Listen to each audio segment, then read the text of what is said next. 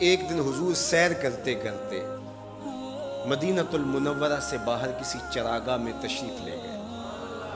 وہاں ایک قافلے نے پڑاؤ کیا ہوا تھا، تو ان کے سرخ رنگ کے اونٹ چل رہے تھے۔ ایک اونٹ حضور کو پسند آ گیا، اس کے بخت کے حضور کو پسند آ گیا۔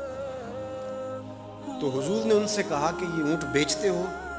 انہوں نے بیچنا تھا یا نہیں بیچنا تھا؟ حضور نے پوچھا تو کہا جی بیچتے ہیں۔ یا پھر مجھے اپنے شیخ یاد آئے، وہ کہتے ہیں میں دل ویچا میں جگر ویچا جے پیارا محمد آ جاوے، نہیں میں اپنا سارا گھر ویچا جے پیارا محمد آ جاوے۔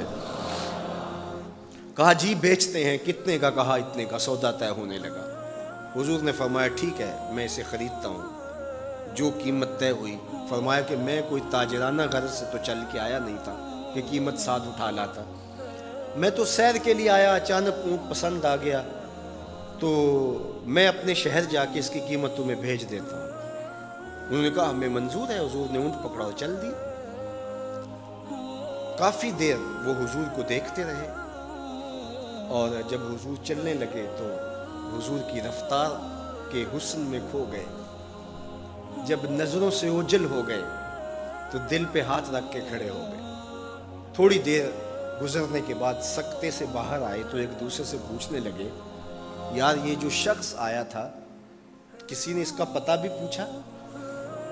کسی کو ادھار سودا دیا جاتا ہے تو آپ اسے جانتے ہوتے ہیں تبھی دیتے ہیں نا، یا درمیان میں کوئی ضامن ہو، یا پھر وہ کوئی شے گروی رکھ دے تو اس کے عوض میں آپ سودا دے دیتے، اور نقد دیں تو آپ کو ان چیزوں کی ضرورت نہیں ہوتی۔ تو کہا ایک شخص آیا اور اونٹ لے گیا، کسی کو پتہ ہے یہ شخص کون تھا؟ تو انہوں نے کہا نہیں ہمیں نہیں پتہ۔ یار عجیب کہانی ہے، ایک شخص آیا قیمتی اونٹ لے گیا اور اپنا پتہ بھی نہیں بتا کے گیا، کوئی درمیان میں ضامن بھی نہیں رکھا اس نے، اور کوئی شے بھی گروی نہیں رکھی۔ ایک بولا یار جب وہ باتیں کرتا تھا اس کے منہ سے نور جھڑتا تھا، میں تو اس کے چہرے کو دیکھتا رہ گیا۔ اذا سر استنار وجہہ، اس کے چہرے سے نور نکلتا تھا۔ دوسرا بولا یار جب وہ مسکراتا تھا تو میں تو اس کی مسکراہٹ میں ہی کھو گیا۔ ایک نے کہا جب وہ بات کرتا تھا منہ سے چھن چھن نور کی کرنیں نکلتی تھی۔ اللہ اکبر۔ ایک کہا یار میں تو اس کی زلفوں کے پیچ و خم میں کھو گیا۔ اللہ اکبر۔ ایک کہنے لگا یار میں تو اس کی آنکھوں میں ڈوب گیا۔ کیا خوب سجن دیاں اکھیاں نے، کیا خوب سجن دیاں اکھیاں نے جویں پر کے سرائیاں رکھیاں، تو اجے میرا یار نہیں ڈٹھا جنوں ویکھ کے چن شرماوے، ادھی راتیں دن چڑھ جاوے جیو رخ تو نقاب اٹھاوے، تے جیو نکلے سیر کرن نو سارا گلشن سیس نواوے، اتے دھرتی لف لف جاوے جے ہاتھ پھلاں وچ رکھدا ہاتھ پھلاں تو ود جاوے، نین نشیلے مست رسیلے وچ سونا کجل سہاوے، اکھ اگڑے تے انج پیا جاپے جویں میں خانہ کھل جاوے، تے جے او کھولے پیچ زلف دے اتے راہی راہ پل جاوے، توبہ توبہ حسن سجن دا چال نہ چلی جاوے، بجلی ڈردی لشک نہ مارے متا بے ادبی ہو جاوے، علم خدا نے اینا دتا عقلاں وچ نہ آوے، عقل خدا نے اینی دتی علماں وچ نہ آوے، کی اعجاز نظر وچ او دی جو آوے وک جاوے،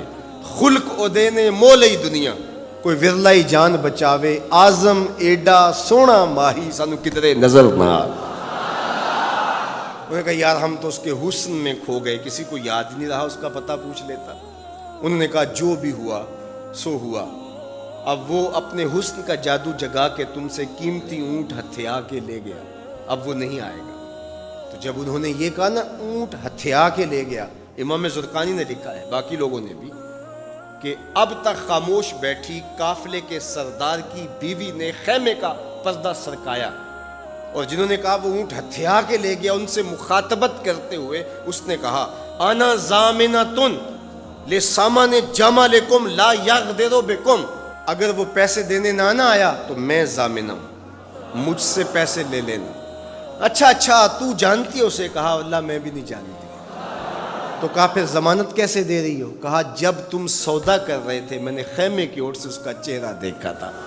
اور جس کا چہرہ اتنا سونا ہو وہ جھوٹا ہو ہی نہیں سکتا ہے. اللہ اکبر. ابھی تھوڑی دیر گزری. فلما کان العشاء اتانا رجل فقال انا رسول اللہ صلی اللہ علیہ وسلم الیکم ھذا تمرکم وکلوا واشبعوا واقتالوا واستوفوا.